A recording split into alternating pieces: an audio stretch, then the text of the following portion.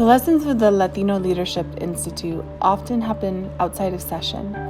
There are those aha moments, or those moments when you remember, I learned about this. I sit here today in my final month as a fellow for the Latino Leadership Institute, and I still question if I am a leader. I still question if I am good enough, or if I deserve my position. But at least now I have the words for it. Imposter syndrome. I lead with green. Scarf. Amygdala hijack. I even use the Pomodoro method to get this video done. These are lessons I will carry with me for the rest of my life, because in many ways it might just take that long to undo them. Learning the history of racism and why Latinos have been erased and why we have been fragmented only makes me want to try harder, be better, and build more bridges. When I started LLI, I thought perhaps it would be nice to do this so that when I was ready to put myself out there in 2 to 3 years' time, I'd be able to reflect back on my time in LLI and say, I remember that. I know exactly what to do now. But that isn't how leadership works. Each session lit an ember inside of me.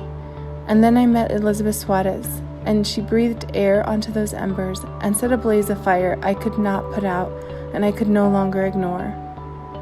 What had been a fleeting thought, just a pipe dream really, now became a cause.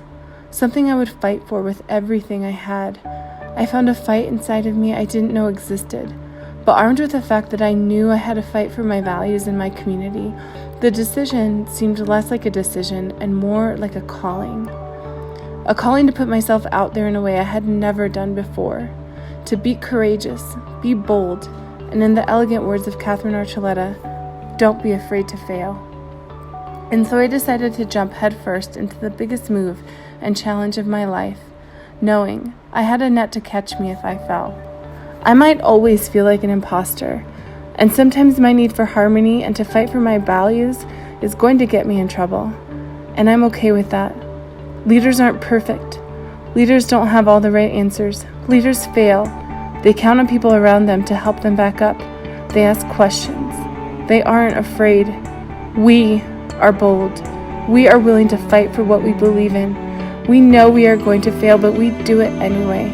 We are Latinos, and we bring our history, our ancestors, our tradition, and our passion to everything we do.